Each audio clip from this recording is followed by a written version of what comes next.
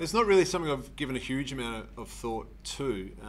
Clearly, it's something you touch base with your manager at some different junctions, but right now it's about getting up for every game and playing and leading the club in the best possible manner. So it's on the agenda, but it's certainly in the background at the moment. And you talk about the dream of being at Fremantle. How nice would it be to claim the ultimate prize? You guys went so close. Yeah, obviously, but right now we're not playing, anywhere near the footy we'd like to, and we need to keep working really, really hard to get back to that level that we were at last year. We're going okay. We've played some good teams and we've played some good football, but we're not quite at the level yet to even earn the right to get a crack at playing in the finals. Now, on your durability factor, did you played most seasons, most games? Did you ever carry any injuries? Can you recall actually playing injured at times for the sake of helping Fremantle particularly? Yeah, no doubt. I had a bit of a bung shoulder there for a couple of years that I, in the end, was slipping in and out quite regularly. I had some pretty average tendonitis stuff along the way throughout my body, which was quite sore. And you don't get to 15 years in the competition and play regularly enough without playing with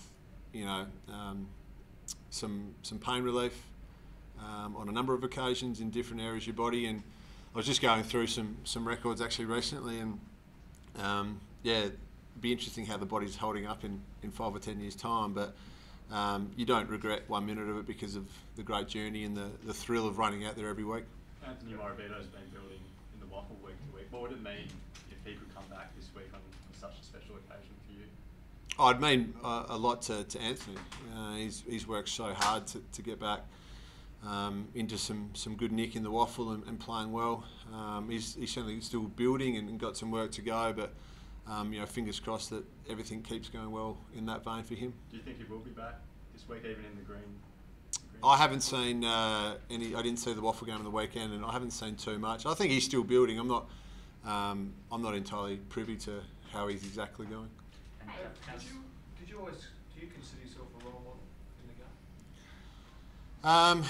Yeah, the role model question, it gets thrown around. I do, because I looked up to a lot of sports people when I was growing up. It wasn't just footballers, and although my absolute role model was my father, Dad, I totally understand that because I looked up to various sports people growing up, that there is a responsibility on them to lead and be a solid citizen.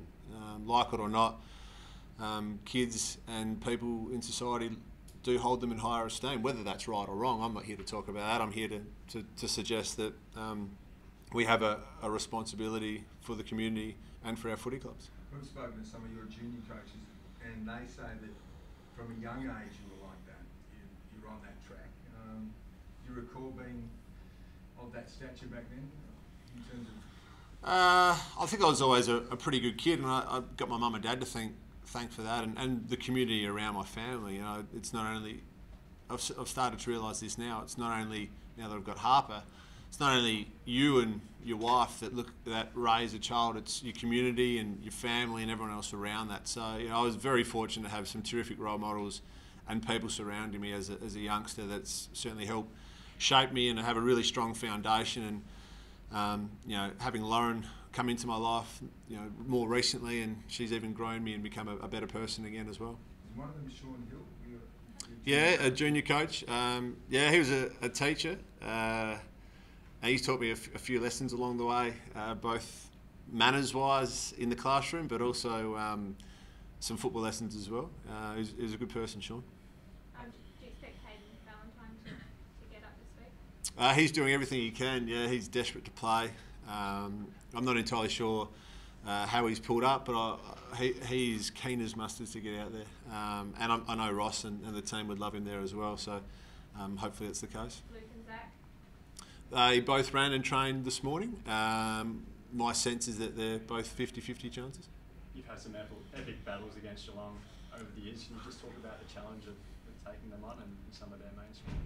Yeah, been epic battles mainly because they've been one of the very best sides for the last 8 years. The very best sides of all time, really, when you think about the levels they've got to and the consistency they've played at for such a long time. Hats off to their footy club for being able to do that. Looking forward to the challenge. They're off a bye. They'll be refreshed, and we're expecting another red-hot battle, and hopefully it's a fantastic game of footy and one that ends in our favour. What do you guys have to do to get back to the levels that you were at last year and even exceed those? In plain and simple terms, train it really well and then implement it on game day. Now, we all know it's not quite as simple as that, but that's essentially what we need to do. I believe the game sold out already, almost in record time. That's almost a credit to yourself, I believe, from the fans. How do you feel about that? Well, Geelong aren't a bad pulling side either, Barra, but thank you. Look, it would be great to have 43,000 members and supporters there on the weekend wearing purple and cheering as loud as we can for a victory. As much as I understand the week externally is made about me, I would just really like the team to go out there and win the game of football, and to take the spotlight away from me a little bit and get back to us playing our best game of footy and be 5-4 come the break. Are you conscious of what the milestone means to the fans though? Because you've been there through some really tough times and sort of been a symbol of hope, I guess, at times to them. Yeah, I am conscious of that, and I want to respect that in the manner that it deserves. But as AFL players, generally speaking, because we play a team game, it's quite humbling when you're up on that pedestal. It's quite hard to fathom at times. But certainly, the fans have seen the good and bad along with myself and the team. So I understand that if we can get 43,000 on the weekend and they're screaming as hard for a victory as we're playing, it'll be fantastic.